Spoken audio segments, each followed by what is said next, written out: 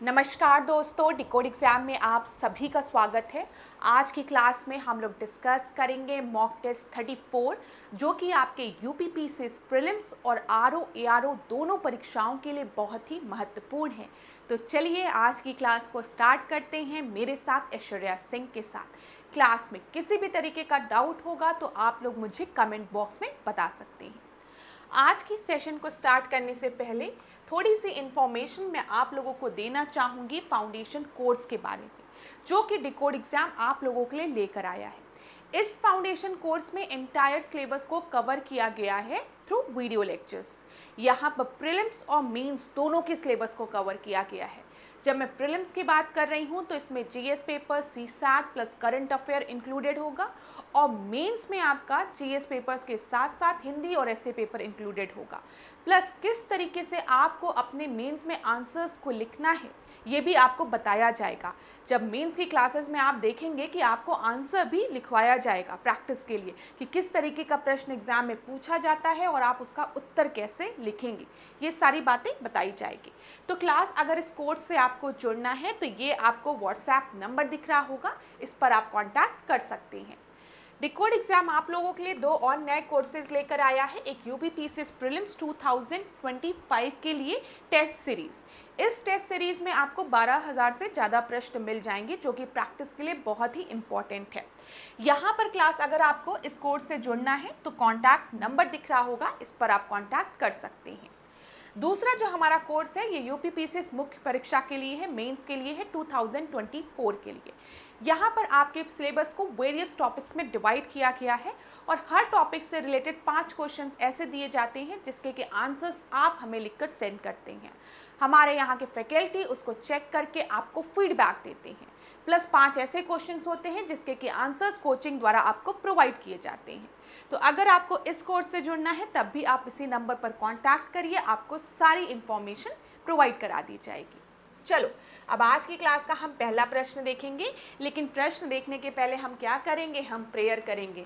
हम ऐसी प्रार्थना करेंगे कि आप सबको जल्दी से जल्दी सफलता मिले, ठीक है।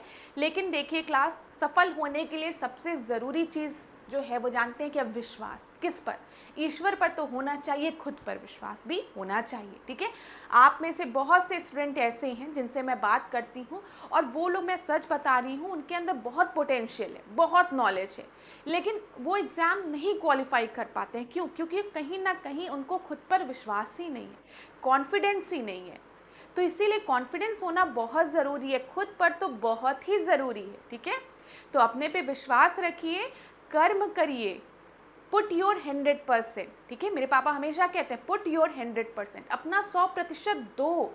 जिंदगी की कोई भी दौड़ हो, ठीक है, चाहे वो आपकी पढ़ाई हो, चाहे आप सही में किसी दौड़ में खड़े हो, चाहे आपके रिश्ते हो, सब में पुट योर 100%। और आपका 100% जो है वो आप डिसाइड करेंगे, ठीक है। कोई और नहीं बताएगा कि नहीं नहीं नहीं अभी 99 ही है, 1% बचा है, नहीं नहीं नहीं 2% बचा है, तुम ये भी कर, नहीं। आपको पता है कि आपकी क्षमता क्या है और आप कब तक प्रयास कर सकते हो, ये सारी चीज़ें आपको पता है। इसीलिए लोग कहते हैं ना कि थोड़ा सा बैठ कर ना चिंतन करना चाहिए, खुद बैठकर, कोई और नहीं बताएगा आपको। ये चीज़ ध्यान रखिए क्लास। दूसरों की बात सुनेंगे ना तो कभी भी आप, ठीक है, दूसरों की एडवाइस सुनिए, ऐसी बात नहीं है। हमारे बड़े जो हमें चीज़ें बताते हैं उससे हमें ध्यानपूर्वक सुनना चाहिए। हमारे मित्र जो सच्चे मित्र हैं हमें चीज़ें बताते हैं उससे भी हमें ध्यानपूर्वक सुनना चाहिए। लेकिन हमारी क्या क्षमता है ये हमें खुद को पता होना चाहिए। बस मैं ये बताना चाह रही हूँ। कोई हमारी कमियां बता रहा है उसको स्वीकार करिए, देखिए अगर कुछ कमी है तो उसको सुधार ज़रूर करिए, ठीक है। लेकिन अपनी क्षमता को पहचानिए कि आपकी क्या क्षमता है, ये याद रखिएगा। अब देखिए, लोग कहते हैं कि बजरंगबली को ज्ञान नहीं रहता, जब उनको याद कराया जाता है कि आप कितने बलवान हैं भगवान, तो छलांग मार देते हैं भगवान। इसी तरीके से हम मनुष्य भी हैं, बहुत हमें अपनी शक्तियों का ज्ञान ही नहीं होता है कि हम क्या कर सकते हैं क्या नहीं कर सकते, और हमेशा हम आधा जीवन अपना रोने में बिताते हैं। तो रोइए मत, परिश्रम करिए, पुट योर 100%। अगर आप इस प्रिपरेशन फेज में हैं तो अपना 100% दीजिए, सफलता मिलेगी आपको। और क्लास दूसरी चीज़ मैं हमेशा कहती हूँ, अपनी कमियों को पहचानिए। कौन सा प्रश्न गलत हो रहा है, क्यों प्रश्न गलत हो रहा है, किस सब्जेक्ट में अभी मेरी तैयारी नहीं है, ये सब कमियां आपको कोई और नहीं बताएगा, आप खुद अपने आप को बताएंगे। इन सारी चीज़ों को नोट डाउन करिए, रोज अपनी एक एक कमी को दूर करिए, और जिस दिन आप एग्जाम में अपीयर होंगे ना, आप पूरी तरीके से तैयार होंगे। लेकिन इसके लिए आपको कंटिन्यूटी में रोज पढ़ाई करनी पड़ेगी, ठीक है, आपको रोज पढ़ाई करनी पड़ेगी, ये याद रखिएगा। तो चल, अब मैं रोज़ थोड़ा सा आप लोगों से इसलिए बोलती हूँ ये सब चीज़ें कि कभी अगर आप डगमगाएं तो हो सकता है ऐश्वर्या मैम की बात सुनकर कोई भी एक स्टूडेंट किसी भी कोने में बैठा हो और उसको मेरी बात समझ में आ जाए, तो आज अगर उसका पढ़ने का मन नहीं कर रहा हो, या फिर उसको लग रहा हो कि नहीं अब नहीं हो पाएगा, नहीं पढ़ूंगा, तो हो सकता है मेरी बात सुनकर आप में से कोई भी एक स्टूडेंट फिर से उस बुक को उठाए और पढ़ना शुरू कर दे, और भगवान करे आपको सफलता भी मिले। मैं हमेशा ईश्वर से प्रार्थना करती हूँ कि मैं आपको सही ढंग से पढ़ाऊँ। मैं खुद के लिए भी प्रार्थना करती हूँ कि अगर मेरे स्टूडेंट मुझे समय दे रहे हैं तो मैं इस समय को उनके लिए मतलब अच्छा बनाऊँ, ताकि उनको इस पूरे समय में जो भी ज्ञान मैं दे रही हूँ वो सही दूँ, ठीक है, और वहाँ से आपके एग्जाम में क्वेश्चंस भी बने, ठीक है, साथ ही साथ आप लोग भी सफल हो। तो सब पर ईश्वर कृपा करे और अच्छे से पढ़ाई करिए, और हमेशा सोचिए आपका सिलेक्शन होगा, और सिलेक्शन होगा तो दूसरा क्वेश्चन पूछिए क्यों होगा, क्योंकि हम पढ़ाई कर रहे हैं। कब पढ़ाई करें? अभी पढ़ाई कर रहे हैं, हम अपनी कमियों को ढूंढकर हम उसे सुधार में ला रहे हैं। ये सब बातें सोचा करिए, इसको थोड़ा मतलब इससे परेशान नहीं होना, आपको सोचना है, मोटिवेटेड रहना, पानी पियो गर्मी आ रही और पढ़ते रहो। चलो, यहाँ पर पहला प्रश्न देख लीजिए क्लास, क्या दिया गया है। पहला प्रश्न जो है दिया गया है, विच amendment introduce the Panchayati Raj system in India. आज का जो लेक्चर है इसमें हम पंचायती राज इंस्टीट्यूशन से रिलेटेड बहुत ही इंपॉर्टेंट क्वेश्चन को करेंगे, लेकिन हम किस स्ट्रैटेजी से करेंगे? हम बेसिक से स्टार्ट करेंगे, फिर हम नंबर ऑफ क्वेश्चंस को डिफिकल्ट बनाएंगे, ठीक है, कि कहाँ से किन किन टॉपिक से आपका यहाँ पर प्रश्न बन सकता है। तो जो सबसे पहला बेसिक प्रश्न है वो क्या है कि हमारे संविधान में पंचायती राज इंस्टीट्यूशन को किस संवैधानिक संशोधन द्वारा जोड़ा गया, जिसका कि उत्तर आप में से 99% स्टूडेंट्स को पता होगा। 73rd कॉन्स्टिट्यूशनल अमेंडमेंट एक्ट के थ्रू हमारे संविधान में पंचायती राज इंस्टीट्यूशन को जोड़ा गया है। अब देखिए, दूसरा प्रश्न जो है वो भी उतना ही सरल है जितना ये। क्या दिया गया है? भारतीय संविधान के किस भाग में पंचायती राज प्रणाली को शामिल किया गया? तो याद रखिएगा, हमारे संविधान में 73rd कॉन्स्टिट्यूशनल अमेंडमेंट एक्ट के थ्रू पंचायती राज इंस्टीट्यूशन को पार्ट 9 में जोड़ा गया।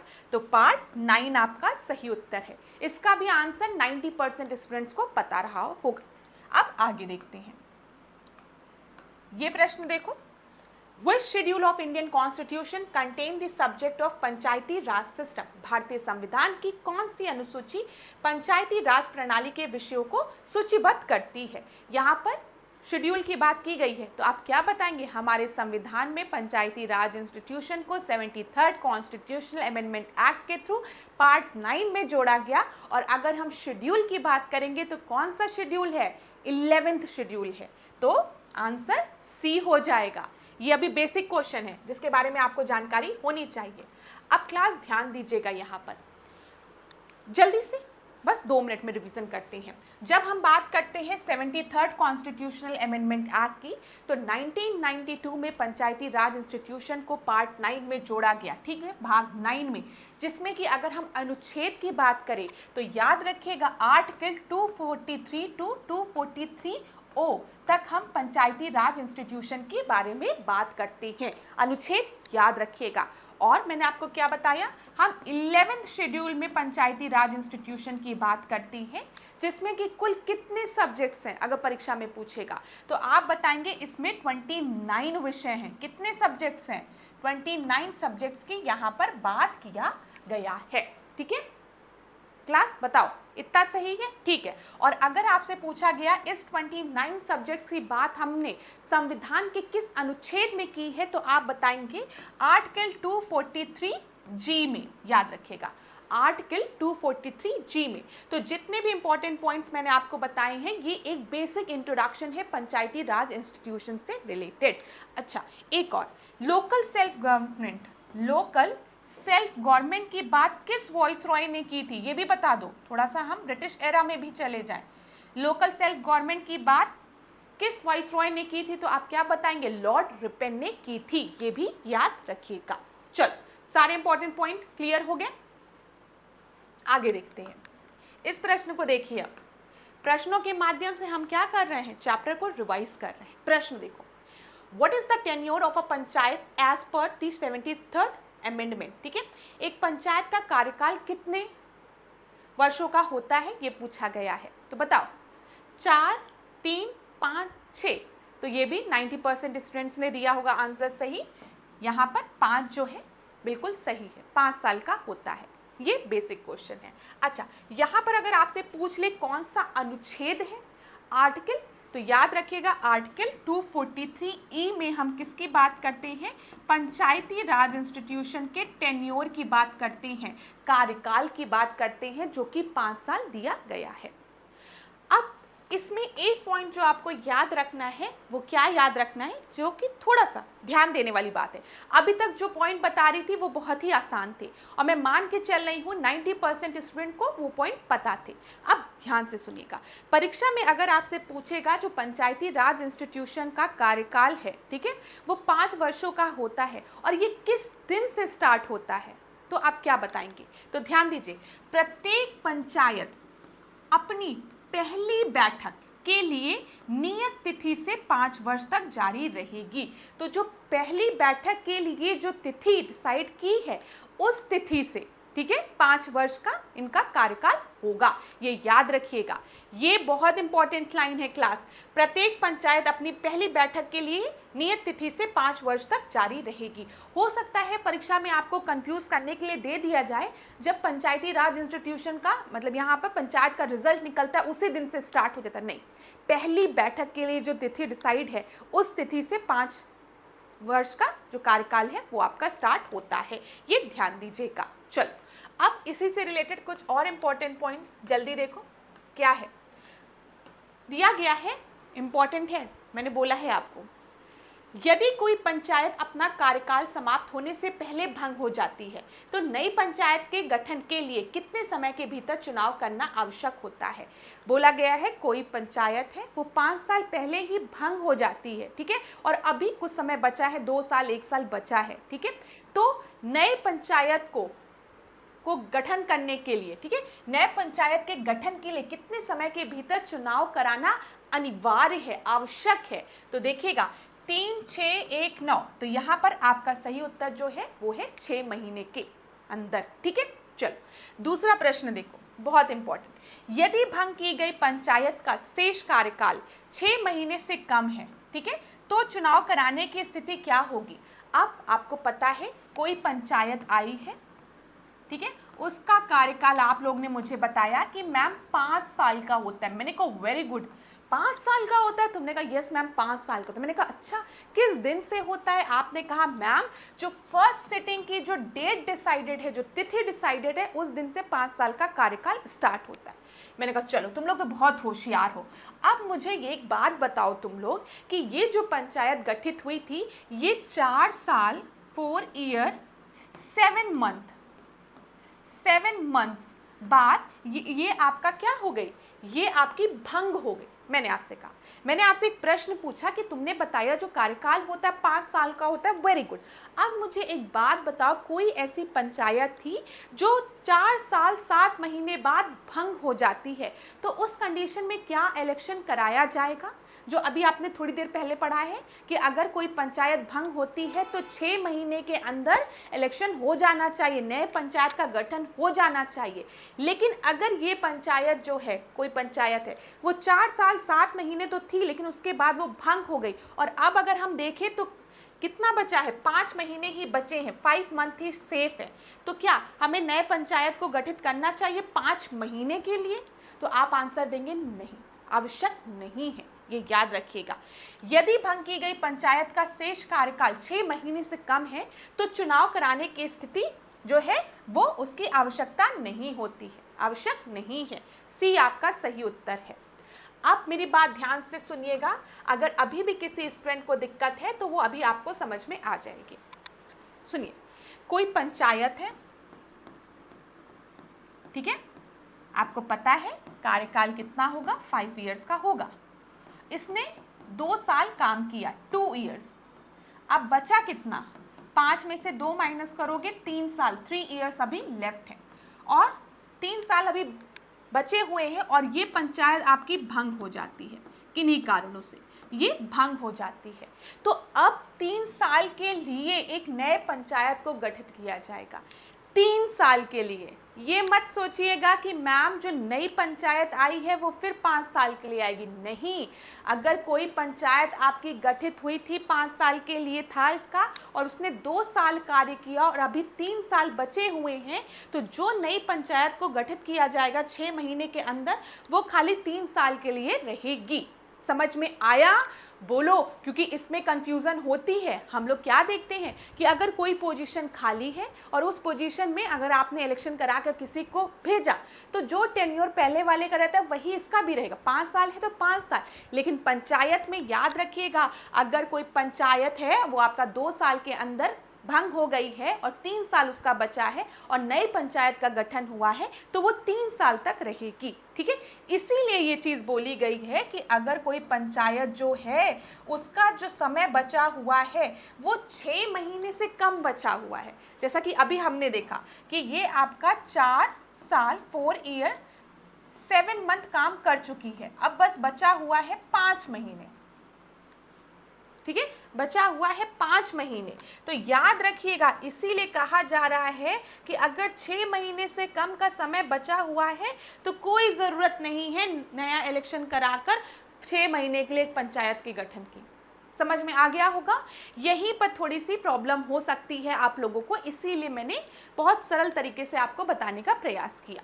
तो याद रखिएगा, यदि पंचायत का बचा हुआ कार्यकाल 6 महीने से कम है तो चुनाव कराना आवश्यक नहीं होगा। ये समझ में आ गया होगा। और यहाँ पर ध्यान रखिएगा, जो नई पंचायत गठित होती है किसी पंचायत के भंग होने के बाद, जो जितना शेष वर्ष होता है वो उतने समय के लिए गठित होती है। क्लियर? डन? आगे बढ़ते हैं। चलो, यहीं पर कंफ्यूजन होगी अगर होगी तो, और आप में से ज़्यादातर स्टूडेंट गलत करेंगे। वो 90% वाला जो मैं बता रही थी, 73rd, 9th, 24th, 243 to 243O, ठीक है, ये सारे स्टूडेंट्स को पता होता है। कंफ्यूजन वहां पर होती है जो मैंने अभी थोड़ी देर पहले आपको बताया। अब देखो, which of the following is the highest tier in the Panchayati Raj institution? Gram panchayat, panchayat samiti, zila परिषद या फिर न्याय पंचायत? तो बताओ यहाँ पर कौन सा हाईएस्ट होगा? बताओ सर्वोच्च स्तर क्या होगा? जहां पर हम जिले की बात करेंगे, जिला परिषद, तो सी आपका सही होगा। जिला परिषद के बाद हम देखते हैं तो पंचायत समिति, और पंचायत समिति के बाद ग्राम पंचायत, जो कि विलेज लेवल पर होता है ग्राम पंचायत, ठीक है। पंचायत समिति और सबसे ऊपर जिला परिषद, सी आपका सही उत्तर है। यहाँ पर देखो न्याय पंचायत की बात की गई है। एक प्रश्न यहाँ पर बनता है कि न्याय पंचायत के रिकमेंडेशन किसने दिया था? अशोक मेहता कमेटी ने, जो कि अपॉइंट हुई थी 1977 में। अभी बताऊंगी, बिल्कुल परेशान मत होना, एक एक चीज पढ़ाऊंगी क्वेश्चन के माध्यम से, बेसिक से एकदम टॉप, ताकि प्रश्न किसी भी लाइन से पूछे मेरे स्टूडेंट्स का गलत ना हो। चल, who is the head of the gram panchayat? तो बताओ ग्राम पंचायत का हेड कौन होता है? प्रधान होता है ना, तो इसमें तो कुछ ऐसा सोचना ही नहीं है। अरे सॉरी, यहाँ पर ग्राम पंचायत की बात की गई है ना, सॉरी क्लास। तो ग्राम पंचायत का हेड कौन होता है? यहाँ पर सरपंच होता है, ठीक है। अगला देखते हैं, अगला देखिए क्लास, यहाँ पर क्या दिया गया है? Which of the following is not a tier in the Panchayati Raj system?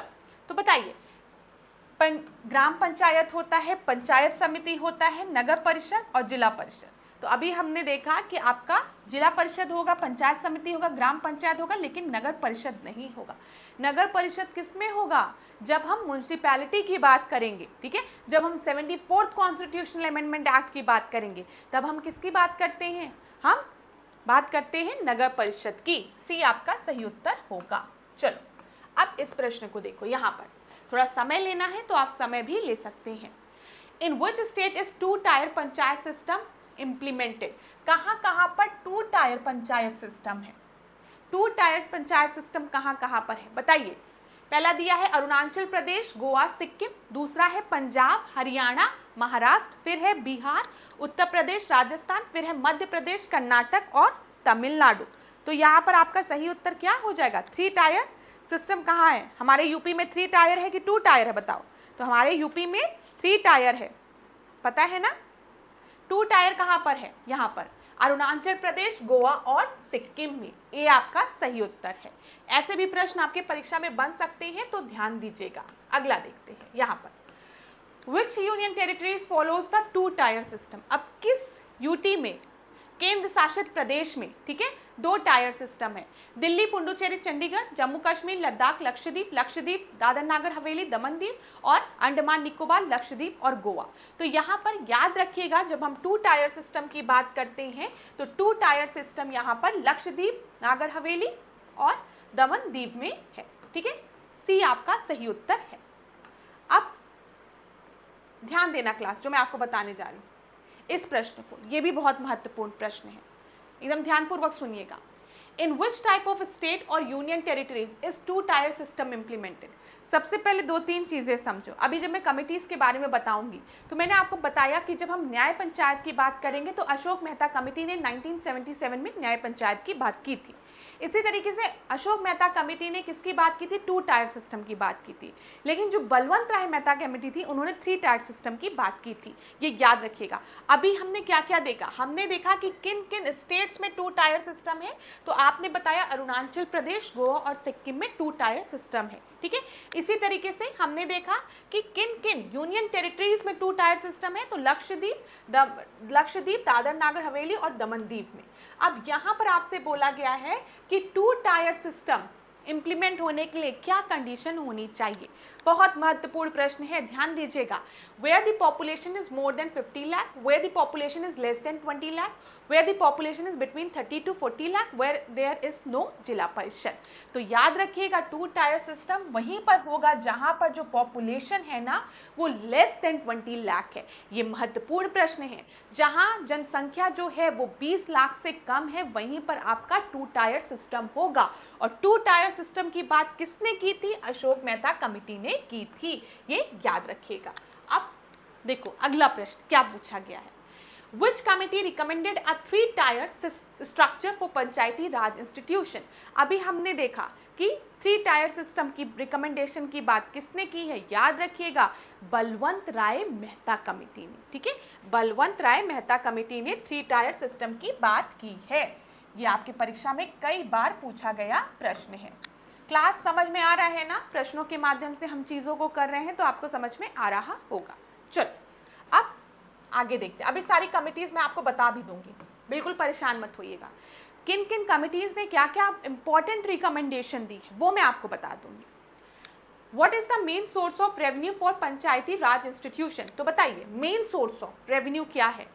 अच्छा, पंचायत की बात करेंगे तो ये किस लिस्ट में आता है? ये स्टेट लिस्ट में आता है, ये भी याद रखिएगा। और ये चीज़ याद रखिएगा क्लास, जब हमने 11 शेड्यूल की बात की है तो 11 शेड्यूल में हम पंचायती राज इंस्टीट्यूशन की बात करते हैं जिसमें 29 सब्जेक्ट्स आते हैं। ये भी इम्पॉर्टेंट है, याद रखिएगा। अब बताइए पंचायत राज संस्थाओं के लिए राजस्व का मुख्य स्रोत क्या है? Income, property tax, grant from the state government या फिर एक्साइज ड्यूटी। तो यहाँ पर है राज्य सरकार से अनुदान, ठीक है। सी आपका सही उत्तर है। आगे बढ़े, आगे देखो। Which level of Panchayati Raj act as a link between Gram Panchayat and Zila Parishad. Same वही क्वेश्चन जो हम पढ़ रहे हैं कि 3 टायर सिस्टम जिसकी की बात बलवंत राय मेहता कमेटी ने की थी, 1957 में की थी। उसमें हमने क्या क्या बात की थी? हमने आपको बताया था पंचायत समिति है, ग्राम पंचायत है ना, यहाँ पर न्याय पंचायत तो अशोक मेहता कमेटी ने किया है, ठीक है, ये भी नहीं है। तो ग्राम पंचायत और जिला परिषद के बीच में क्या है? ग्राम पंचायत और जिला परिषद के बीच में आपको पंचायत समिति मिलती है। यही 3 टायर हो गए, ठीक है। क्लियर है ना क्लास? कोई दिक्कत नहीं हो रही होगी इसमें। सबसे नीचे ग्राम पंचायत है, फिर आपका जिला परिषद है, नहीं पंचायत समिति है, और फिर जिला परिषद है विलेज, ठीक है। ये याद रखिएगा, जिला परिषद है डिस्ट्रिक्ट। अगला देखते हैं, ध्यान दीजिएगा क्लास, क्या बोला गया है। Which committee first recommended the 3 tier system, तो ये तो आपको पता ही चल गया, बलवंत राय मेहता कमेटी। आगे बढ़ते हैं। Which committee recommended a 2-tier system instead of 3-tier system? तो अभी थोड़ी देर पहले मैंने आपको बताया है कि बलवंत राय मेहता कमेटी जो है वो 1957 में आई है। 1977 में एक कमेटी आई है जिसका की नाम है अशोक मेहता कमेटी। अशोक मेहता कमेटी ने क्या बोला था? उन्होंने 2-टायर सिस्टम के बारे में बताया था, ये याद रखिएगा, ठीक है। उन्होंने क्या कहा था कि 3-टायर सिस्टम को हमें रिप्लेस कर देना चाहिए 2-टायर सिस्टम पे, जिसमें कि डिस्ट्रिक्ट लेवल पर जिला परिषद होगा, ठीक है, और अगर हम देखें मंडल परिषद पंचायत की बात इन्होंने की थी, ठीक है, ये याद रखिएगा। 2-टायर सिस्टम में इन्होंने जिला परिषद की बात की थी और मंडल पंचायत की बात की थी। लिखना हो तो लिख भी सकते हैं आप, जिला परिषद होगा जिला लेवल पर, और फिर इसके नीचे आपका मंडल पंचायत होगा। और न्याय पंचायत की बात किसने की थी? वो भी अशोक मेहता कमेटी ने की थी। यहां से प्रश्न बनता है, इसलिए मैं आपको बता रही हूं। चलो आगे बढ़ो। अच्छा, आप में से किसी स्टूडेंट ने कमेंट किया था कि मैम आप स्लाइड से हट जाया करिए। वैसे क्लास में पूरी कोशिश करती हूँ कि पूरा बोर्ड आपको दिखे, लेकिन हो सकता है कभी एक्सप्लेनेशन करते करते मैं स्लाइड के सामने आ जाती हूँ। वैसे मैं प्रयास करती हूँ कि क्वेश्चन दिखने में आपको दिक्कत ना हो, इसीलिए पूरा अब तो मैंने क्या किया, एकदम इसका साइज़ भी बढ़ा दिया। कभी कभी बोर्ड से भी हट जाती हूँ कि आप लोगों को कोई दिक्कत ना हो, ठीक है। लेकिन अगर कहीं पर भी दिक्कत होती है, ऐसा होता है कि मैम हम क्वेश्चन को नहीं देख पाए, तो आप मुझे क्वेश्चन नंबर बता दिया करिए, तो फिर हम लोग उसको नेक्स्ट क्लास में क्या करेंगे, जोड़ लेंगे उस प्रश्न को, ताकि आप लोग उस प्रश्न को आराम से पढ़ पाएँ। चलो अब यहाँ पर देखो, which committee suggested that the panchayat Raj institution should be a constitutionally recognised, ठीक है। किस समिति ने सुझाव दिया था कि पंचायत राज संस्थाओं को संवैधानिक मान्यता मिलनी चाहिए?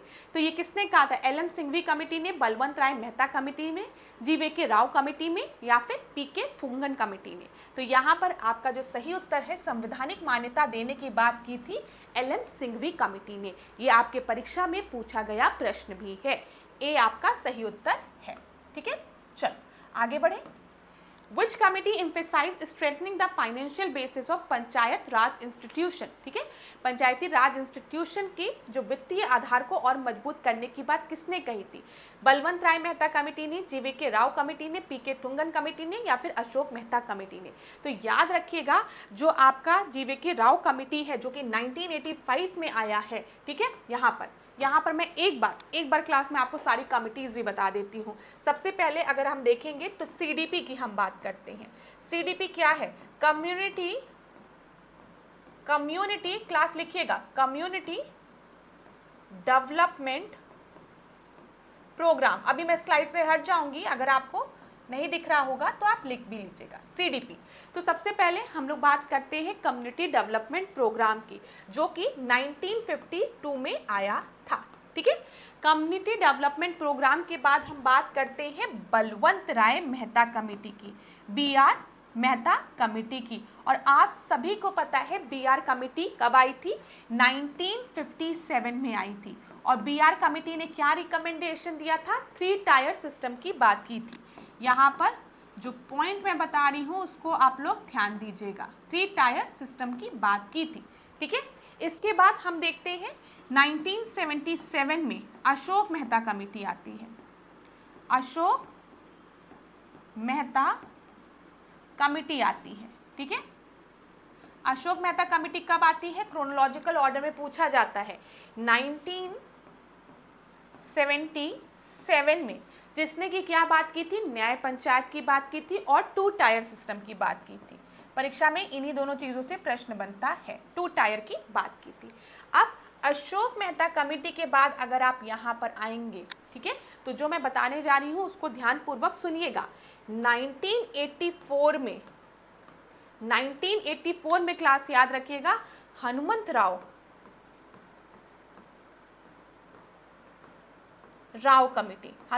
कमेटी जो है वो 1984 में आई थी।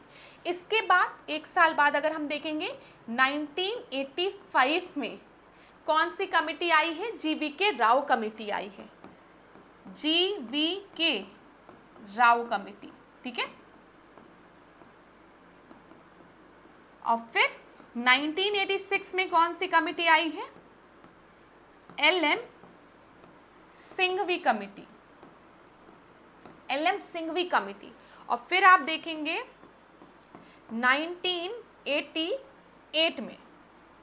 1988 में थुंगन कमेटी आई है, थुंगन कमेटी।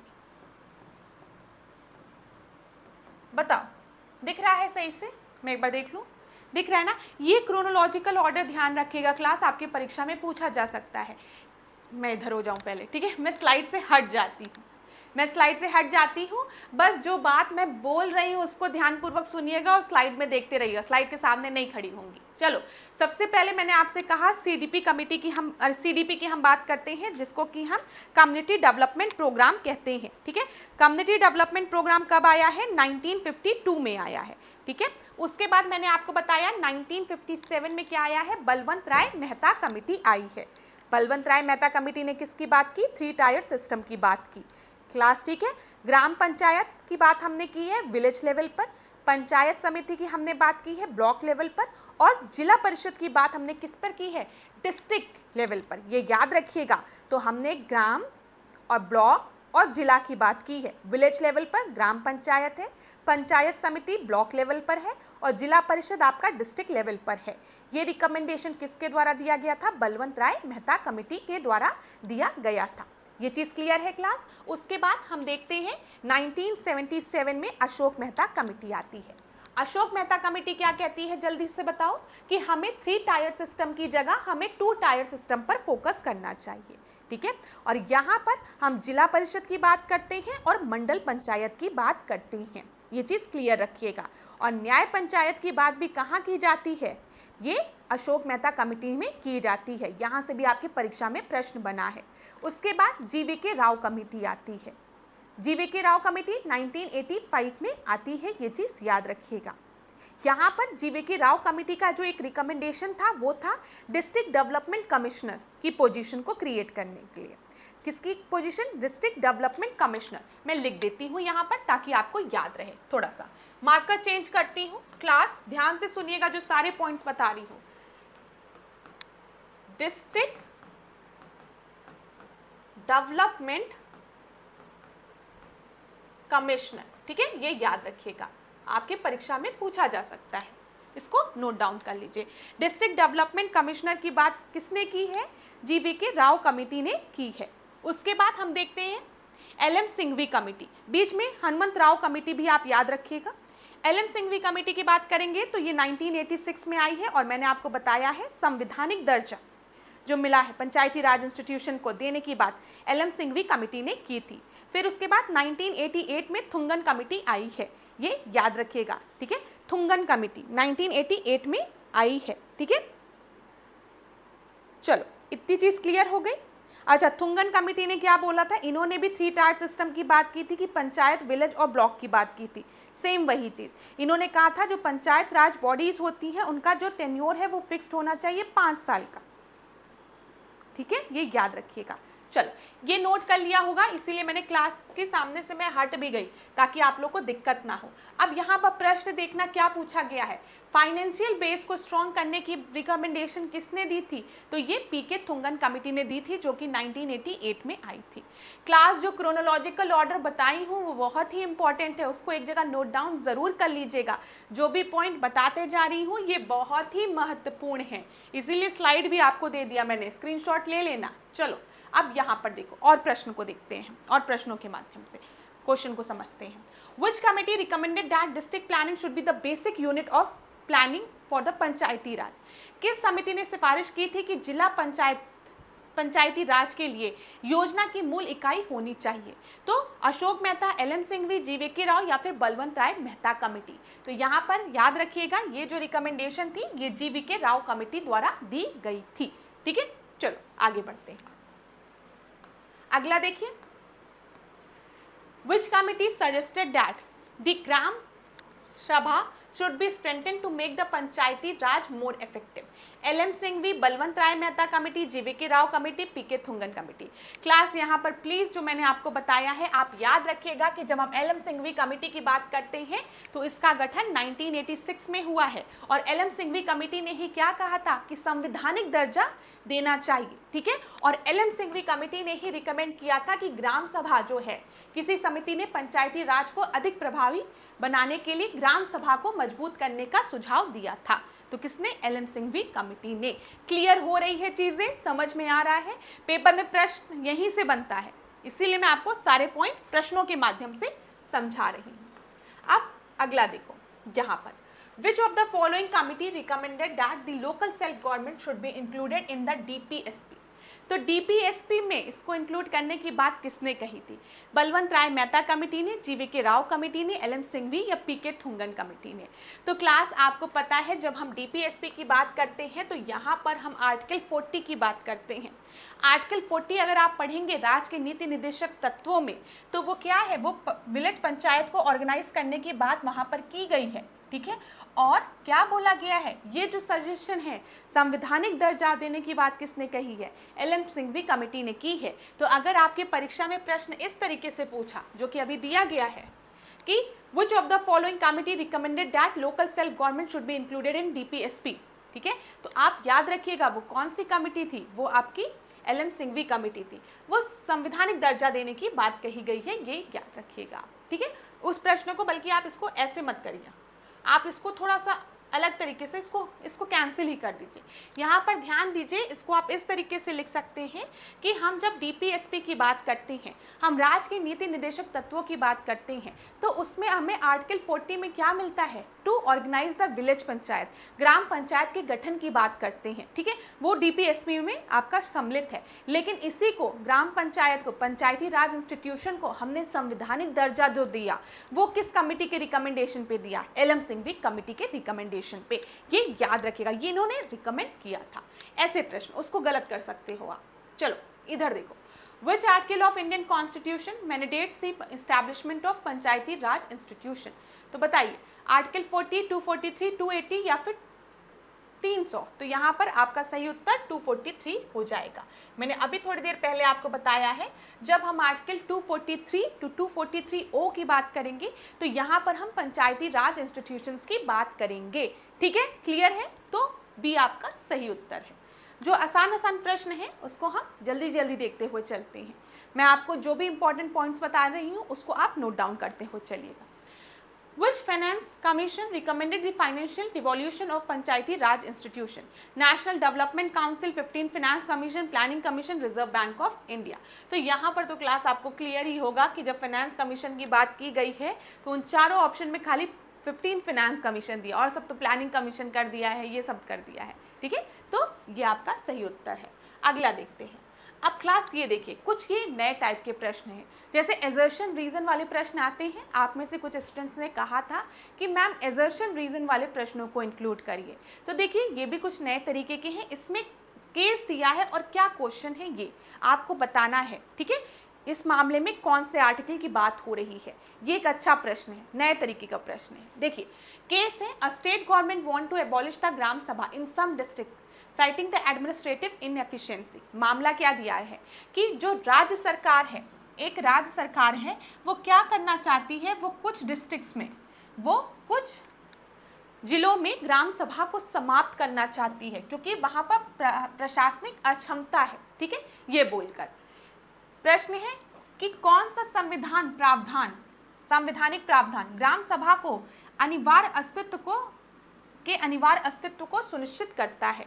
यहाँ पर बोला गया है कि कौन सा कॉन्स्टिट्यूशनल प्रोविजन है जो कि मैंडेटरी करता है ग्राम सभा को। तो बताइए 243A, 280, 240 या फिर 243G। तो अभी मैंने आपको थोड़ी देर पहले बताया है जब हम बात करते हैं आर्टिकल 243 टू 243O तो वो पंचायती राज से रिलेटेड है, ठीक है। और यहाँ पर इसी में बोला गया है ग्राम सभा के गठन के बारे में। तो अगर कोई स्टेट चाहता भी है कि कुछ डिस्ट्रिक्ट में ग्राम सभा आपकी एबॉलिश हो जानी चाहिए, तब भी वो नहीं कर सकता है। क्यों? कौन सा संवैधानिक प्रावधान ग्राम सभा के अनिवार्य अस्तित्व को सुनिश्चित करता है? बताइए कौन सा कॉन्स्टिट्यूशनल प्रोविजन जो है जो वो एश्योर करता है, मैंडेटरी करता है कि आपका ग्राम सभा होगा? तो वो आर्टिकल 243A है। प्रश्न समझ में आया ना क्लास? यहाँ पर आपको एक कंडीशन दी गई है, केस दिया गया और बोला गया है जो स्टेट गवर्नमेंट है वो चाहती है किसी कुछ कुछ डिस्ट्रिक्ट्स में जो ग्राम सभा है उनको खत्म कर दिया जाए, ग्राम सभा ना हो कुछ कुछ जगह पर, ठीक है। लेकिन वो ऐसा नहीं कर सकती क्योंकि हमारे संविधान में कहीं पर प्रोविजन दिया गया है कि संवैधानिक प्रावधान है कि ग्राम सभा के अनिवार्य अस्तित्व का, वो कहाँ दिया गया? आर्टिकल 243A में। चलो इसी तरीके से एक दो प्रश्न और देखेंगे। केस देखो क्या दिया गया है, panchayat samiti in a district decide to levy a new tax on agriculture land owner, the state government opposes this decision, ठीक है। यहाँ पर बोला गया है कि एक जिले में पंचायत समिति कृषि भूमि मालिकों पर एक नया कर लगाने का निर्णय लेती है, राज्य सरकार इस निर्णय का विरोध करते हैं। Which level of government has final authority over the panchayat taxation policies? तो इस कंडीशन में किसके पास फाइनल अथॉरिटी होगी? पंचायत कराधान नीतियों पर अंतिम अधिकार लेने का, मतलब कौन डिसाइड करेगा कि टैक्स लगेगा कि नहीं? तो यहाँ पर ध्यान दीजिएगा, स्टेट गवर्नमेंट डिसाइड करेगी, क्योंकि जो पंचायत है वो किसका सब्जेक्ट है? वो स्टेट का सब्जेक्ट है। समझ में आया? देखो यही होती अप्लाइड नॉलेज। आज आप लोग मुझे बताना कि जो प्रश्न मैं आपसे पूछ रही हूँ ये समझ में आ रहे हैं कि नहीं। यहाँ पर आपको एक मामला दिया गया है, फिर पूछा गया है कि किसके पास अथॉरिटी है। बोला गया है कि पंचायत समिति जो है वो नए तरीके का टैक्स लगाना चाह रही है, ठीक है, लेकिन स्टेट गवर्नमेंट जो है वो उस टैक्स का अपोज कर रही है। तो उस कंडीशन में पंचायत समिति की बात सुनी जाएगी या फिर स्टेट गवर्नमेंट की बात सुनी जाएगी या फिर किसकी बात? कौन फाइनल डिसीजन लेगा? तो आपको पता है यूनियन गवर्नमेंट नहीं लेगा, सेंटर नहीं लेगा। क्यों नहीं लेगा? क्योंकि जो पंचायत है वो किस लिस्ट में आती है? स्टेट लिस्ट में आती है। तो यहाँ पर जो पूरी अथॉरिटी है वो स्टेट गवर्नमेंट के पास है। Clear class? समझ में आया? ये कुछ नए तरीके के प्रश्न है लेकिन आपके कॉन्सेप्ट को क्लियर करेंगे, जो नॉलेज है ना आपको उसको अप्लाई करेंगे, ठीक है। क्लियर? चलो यहाँ पर देखो, a newly elected sarpanch refuses to convene gram sabha meeting arguing that it is unnecessary, ठीक है। एक नवनिर्वाचित सरपंच जी हैं, ग्राम सभा बैठकों का आयोजन करने से इनकार कराते हैं, कहते हैं या तर्क देते हैं ये अनावश्यक है, कोई जरूरत नहीं है। सरपंच जी कह रहे हैं कि कोई जरूरत नहीं है ये सब ग्राम सभा बैठने की, ठीक है, ये अनिवार्य है, इसका कोई मतलब नहीं है। क्वेश्चन पूछा गया है, as per the 73rd constitutional amendment how frequently should gram sabha meeting be held? यहाँ पर बोला गया है, अगर हम देखें 73rd कॉन्स्टिट्यूशनल अमेंडमेंट एक्ट के थ्रू कितने यहाँ पर ध्यान दीजिएगा, ग्राम सभा की बैठक कितनी बार होनी चाहिए? तो monthly, once in 6 month, once in a year और एवरी 5 ईयर। तो यहाँ पर आपको पता है कि वंस इन अ 6 मंथ जो है वो ग्राम सभा की बैठक होनी चाहिए, भले सरपंच जी को लगे कि इसका कोई मतलब नहीं है। प्रश्न देखो, क्वालिटी कितनी अच्छी है। अभी तक जो थ्योरी आप पढ़ते थे उसको आप अप्लाई कर रहे हो। एक सिचुएशन क्रिएट की गई है, एक सरपंच है, उनको लग रहा है कि ग्राम सभा की मीटिंग नहीं होनी चाहिए, ठीक है, लेकिन वो ऐसा नहीं कर सकते। क्यों? क्योंकि हमारे 73rd कॉन्स्टिट्यूशनल अमेंडमेंट एक्ट के थ्रू जो 243 टू 243O जोड़ा गया है, उसमें ये भी बोला गया है कि जो ग्राम सभा की जो बैठक है, ठीक है, वो वंस 6 महीने में एक बार तो होनी अनिवार्य है, मैंडेटरी है, ये याद रखिएगा। चलो अगला केस देखो, ग्राम panchayat wants to implement a scheme for women self-help group. However, the जिला परिषद has not allocated fund for this initiative. ठीक है, क्या बोला गया है? एक ग्राम पंचायत महिलाओं के स्वयं सहायता समूह, ध्यान दीजिएगा क्लास, एक ग्राम पंचायत महिलाओं के स्वयं सहायता समूह के लिए एक योजना लागू करना चाहता है। हालांकि जिला परिषद ने इस पहल के लिए धन आवंटित नहीं किया है। ग्राम योजनाओं के वित्त पोषण और अनुमोदन के लिए कौन सा निकाय जिम्मेदार है? तो बताइए यहाँ पर कौन इनको वित्त पोषण देगा? यूनियन गवर्नमेंट, जिला परिषद, ग्राम सभा या फिर पंचायत समिति? तो यहाँ पर आपका सही उत्तर क्या होगा? जिला परिषद होगा, ये याद रखिएगा। और मैंने आपको बताया है ना कि जब हम 3 टायर सिस्टम की बात करते हैं तो जिला पंचायत जो है वो हाईएस्ट टायर है, बीच में पंचायत समिति है, फिर ग्राम सभा है, ठीक है। तो ये डिसीजन कौन लेगा यहाँ पर? यहाँ पर आपका डिसीजन जिला परिषद लेगा। क्लियर हो रहा है क्लास? कहीं पर भी डाउट होगी कमेंट बॉक्स में मुझे ज़रूर बताइएगा। अगला प्रश्न देखते हैं। Which of the following reason best explain the need for the Panchayati Raj institution. बताइए, हम पंचायती राज संस्थाओं की आवश्यकता की बात ही क्यों करते हैं, क्या इनका महत्व है, क्या इनका इम्पोर्टेंस है। राज्य सरकारों की शक्ति को बढ़ाने के लिए, जमीनी लोकतंत्र को मजबूत करने के लिए, विधानसभाओं को प्रतिस्थापित करने के लिए, प्रशासन का केंद्रीकरण करने के लिए। अब जब पंचायती राज इंस्टीट्यूशन की बात करते हैं तो हम क्या करते हैं, सेंट्रलाइजेशन की बात थोड़ी करते हैं, हम विकेंद्रीकरण की बात करते हैं, हम डिसेंट्रलाइजेशन की बात करते हैं, हम डिवैल्यूएशन ऑफ द पावर की बात करते हैं, यहाँ पर हम लोकल सेल्फ गवर्नमेंट की बात करते हैं, हम ग्रास रूट डेमोक्रेसी को और मजबूत करने की बात करते हैं। ठीक है, जब हम पंचायती राज इंस्टीट्यूशंस की बात करते हैं तो आंसर क्या है, बी है। क्लियर हो रहा है क्लास। आप एक चीज नोटिस कर रहे होंगे, आज के सेशन में हमने पंचायती राज इंस्टीट्यूशन से रिलेटेड जो कमिटीज है उनको तो देखा, साथ ही साथ हमने जो इंपॉर्टेंट आर्टिकल्स हैं वो भी हम देख रहे हैं। ठीक है, और साथ ही साथ जो ऐसे रीजनिंग वाले क्वेश्चन हैं हम उनको भी देख रहे हैं। तो आप मुझे बताइएगा ये केस और क्वेश्चन वाले जो प्रश्न हैं वो आपको कैसे लगे, उससे आपके कॉन्सेप्ट क्लियर हुए कि नहीं। ठीक है, आप समझ पा रहे हैं कि नहीं, ये मुझे बता दीजिएगा। चलो अगला देखते हैं। Which of the following challenges affect the efficient functioning of Panchayati Raj institution. ठीक है, निम्नलिखित में से कौन सी चुनौती पंचायती राज संस्थाओं के कुशल संचालन को प्रभावित करती है, यहाँ पर बोला गया है। तो बताओ, धन और वित्तीय स्वायत्तता की कमी, केंद्र सरकार का अत्यधिक हस्तक्षेप, ग्राम सभा बैठकों का अभाव, या फिर ऑल ऑफ द एबव। तो हम कह सकते हैं ना क्लास कि धन और वित्तीय स्वायत्तता की कमी होगी तब भी, केंद्र सरकार का अत्यधिक हस्तक्षेप होगा तब भी, और ग्राम सभा के बैठकों का अभाव होगा तब भी कहीं ना कहीं जो आपकी पंचायत राज संस्थाओं का जो कुशल संचालन है वो प्रभावित होगा। तो यहाँ पर डी आपका सही उत्तर हो जाएगा। ठीक है, ऑल ऑफ द एबव। अगला देखो, which factor is essential for improving the financial independence of Panchayati Raj institution. Panchayati Raj संस्थाओं के वित्तीय स्वतंत्रता में सुधार के लिए कौन सा कारक आवश्यक है, बताइए। नियमित वित्तीय ऑडिट, केंद्र सरकार से अधिक अनुदान, स्वतंत्र कराधान अधिकार, या फिर पॉलिटिकल इन्फ्लुएंस। तो यहाँ पर क्या सही होगा, थोड़ा सा दिमाग लगाओ इस प्रश्न में। आपको क्या लगता है, नियमित वित्तीय ऑडिट से क्या होगा, केंद्र सरकार अत्यधिक ग्रांट देगा उससे क्या होगा, स्वतंत्र कराधान अधिकार, इंडिपेंडेंट टैक्सेशन पावर होगी उससे क्या होगा, और राजनीतिक प्रभाव। यहाँ पर हमने बोला है वित्तीय स्वतंत्रता में सुधार के लिए आवश्यक है, तो हम कह सकते हैं ये इंडिपेंडेंट टैक्सेशन पावर यहाँ पर होगा। ठीक है, इंडिपेंडेंट टैक्सेशन पावर जब होगा तो जो ग्राम सभा है वो खुद टैक्स को कलेक्ट कर सकती है। क्लियर हो रहा है ना क्लास, कोई दिक्कत यहाँ पर। अगर हम पॉलिटिकल इन्फ्लुएंस को बढ़ा देंगे तो इससे वित्तीय स्वतंत्रता पे क्या सुधार पड़ेगा, कोई सुधार नहीं पड़ेगा।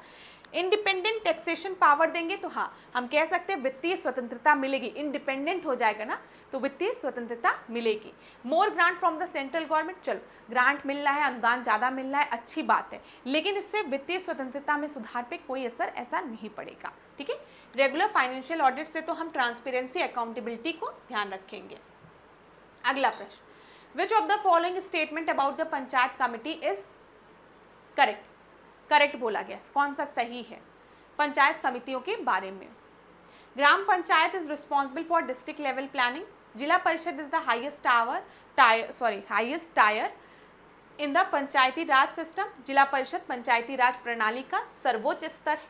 पंचायत समिति सीधे सभी ग्राम पंचायत को नियंत्रित करती है, ग्राम सभा का निर्णय लेने में कोई भूमिका नहीं होती है।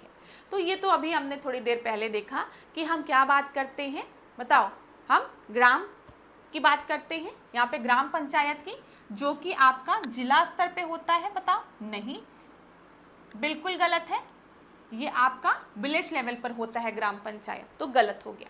जिला परिषद जो है वो पंचायत राज प्रणाली का सर्वोच्च स्तर होता है, बिल्कुल सही है। ठीक है, पंचायत समिति जो है वो डायरेक्टली कंट्रोल करती है सारे पंचायतों को, नहीं, हम देखते हैं पंचायत समिति जो है वो बफर का काम करती है, मतलब बीच में रहती है ग्राम सभा और जिला परिषद के मध्य। Gram Sabha has no role in decision making, एकदम गलत। यहाँ पर कौन सा सही था, तो बी आपका सही उत्तर है। समझ में आ रहा है क्लास ना। चलो आगे देखते हैं। Why is women representation in Panchayati Raj institution important. महिलाओं का प्रतिनिधित्व क्यों महत्वपूर्ण है। जेंडर इक्वालिटी को प्रमोट करने के लिए लोकल सेल्फ गवर्नमेंट्स में संवैधानिक दायित्वों को पूरा करने के लिए, कल्याणकारी योजनाओं को प्रभावशाली बनाने के लिए, या फिर उपयुक्त सभी। तो हम कह सकते हैं सब हो सकता है ना। जो सबसे मेन इंपॉर्टेंट पॉइंट है वो तो यही है। यहाँ ध्यान देना, वो तो सबसे पहले यही है, स्थानीय शासन में लैंगिक समानता को बढ़ाने के लिए, ठीक है। लेकिन हम कह सकते हैं संवैधानिक दायित्वों को पूरा करना भी इसका एक काम है, ठीक है। और कल्याणकारी योजनाओं को और प्रभावी बनेगी जब उसमें महिलाएं शामिल होंगी। डी सही उत्तर है। तो सारा ही पॉइंट आपका सही था। अगला देखते हैं। एक ग्राम panchayat, a gram panchayat is facing difficulties in implementing a development project due to opposition from the political influential individual. What should be done? ध्यान से पढ़िएगा। एक ग्राम पंचायत एक विकास परियोजना को लागू करने के लिए कठिनाई का सामना कर रही है क्योंकि एक राजनीतिक रूप से प्रभावशाली व्यक्ति इसका विरोध कर रहा है। इस स्थिति में क्या किया जा सकता है? ग्राम सभा से हस्तक्षेप की मांग की जा सकती है। टकराव से बचने के लिए परियोजना रद्द की जा सकती है। समाधान के लिए जिला कलेक्टर से संपर्क किया जा सकता है। विरोध को अनदेखा करने का कार्य किया जा सकता है। देखिए, अगर ऐसा कोई कॉन्फ्लिक्ट वाली सिचुएशन आएगी तो ऐसा नहीं है कि हम टकराव से बचने के लिए जो योजना है उसी को हम खत्म कर देंगे, नहीं। हम ये भी नहीं करेंगे कि विरोधी जो हमारा विरोध करा उसको अनदेखा कर देंगे, नहीं। यहाँ पर आपका जो दिया गया है 2 डिस्ट्रिक्ट कलेक्टर और ये seek intervention from the gram सभा, तो इसमें आप किसकी मदद लेंगे? आप ग्राम सभा की मदद लेंगे ना। ध्यान दीजिएगा, हम किसकी मदद लेंगे? यहाँ पर ग्राम सभा की मदद लेंगे। तो ये कि हम परमिशन नहीं देंगे, हम ध्यान नहीं देंगे, इग्नोर नहीं करेंगे, ऐसी बात नहीं, ठीक है। चलो आगे बढ़ते हैं। Which part of Indian constitution deal with the municipalities? तो बताओ, 73 से हमने पार्ट 9 को जोड़ा था, पंचायती राज इंस्टीट्यूशन को, ठीक है। 74 से हम म्यूनिसिपैलिटी को जोड़ते हैं, वो किसमें? पार्ट 9A में। क्लियर है? आगे बढ़ते हैं, जल्दी जल्दी देखते हैं class. Which amendment introduce the constitutional status of municipality? हो गया भाई, 74th कॉन्स्टिट्यूशनल अमेंडमेंट एक्ट से हम बात करते हैं म्यूनिसिपैलिटी की। जब हमने 73rd की बात की है तो हम किसकी बात करते हैं? हम लोकल सेल्फ गवर्नमेंट की बात करते हैं, रूरल में, ठीक है, रूरल में।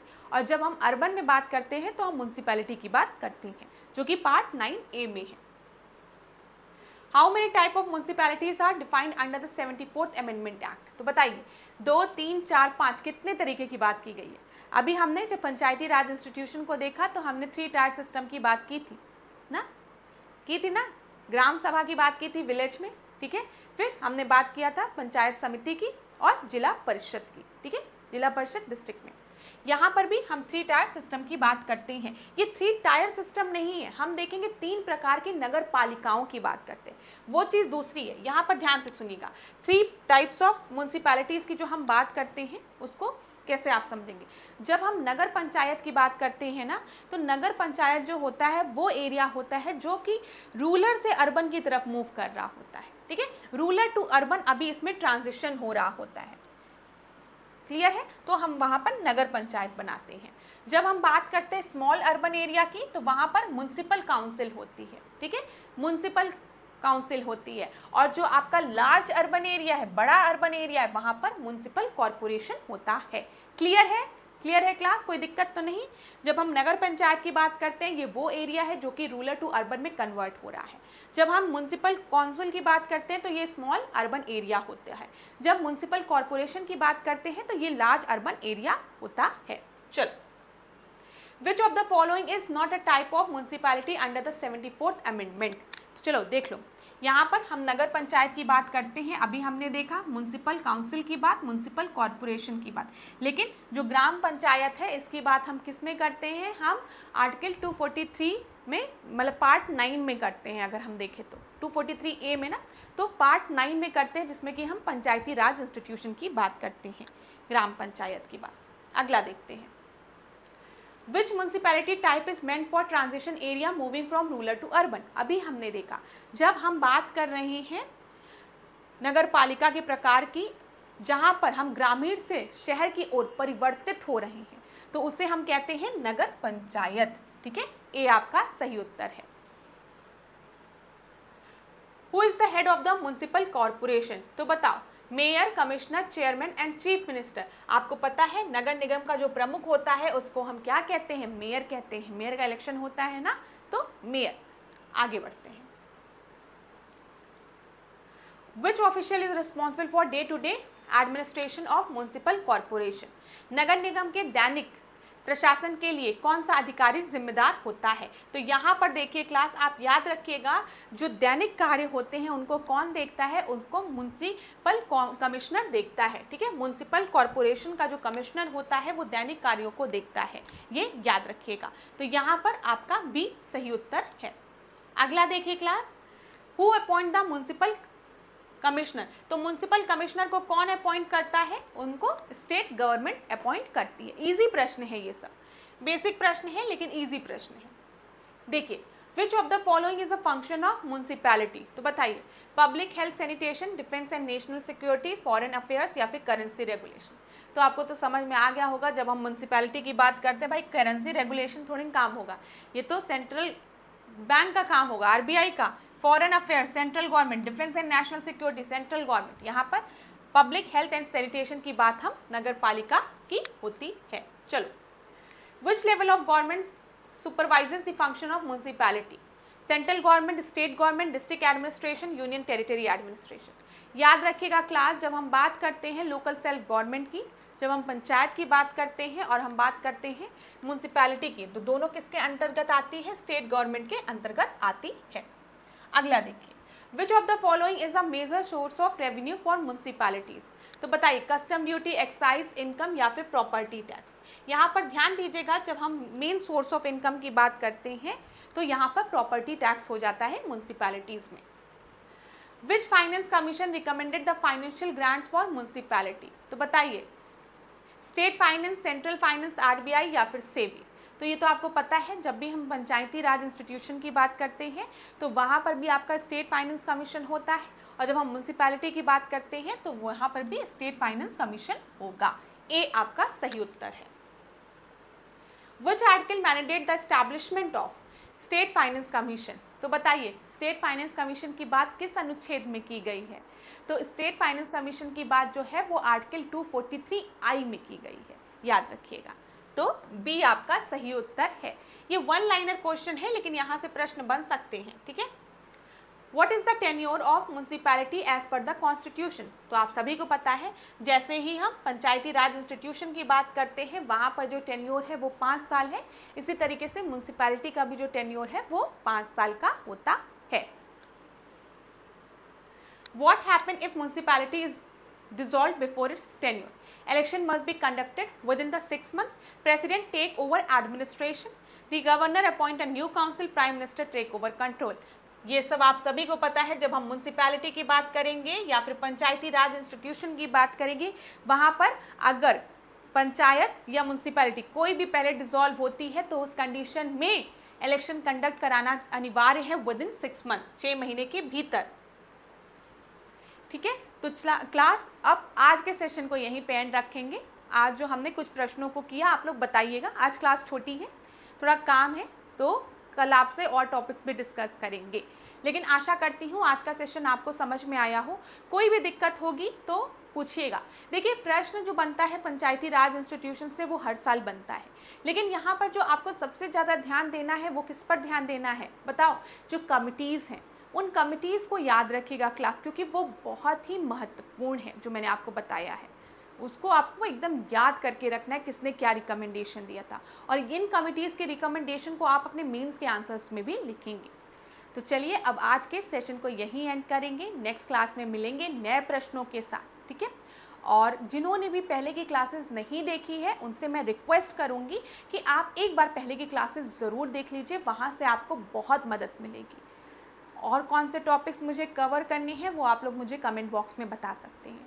आप लोग मुझे कमेंट बॉक्स में बता सकते हैं कि किन टॉपिक्स में आपको दिक्कत हो रही है और आप चाहते हैं मैम प्रश्नों के माध्यम से उस टॉपिक को कवर कर लीजिए। तो चलो अब आज के सेशन को यहीं एंड करते हैं। नेक्स्ट क्लास में मिलेंगे नए प्रश्नों के साथ। Thank you so much class. इसी तरीके से मेरे साथ ऐश्वर्या सिंह के साथ डिकोड एग्जाम के साथ बने रहिए। खूब पढ़िए, खूब आगे बढ़िए और अपने स्वास्थ्य का ध्यान दीजिए। धन्यवाद।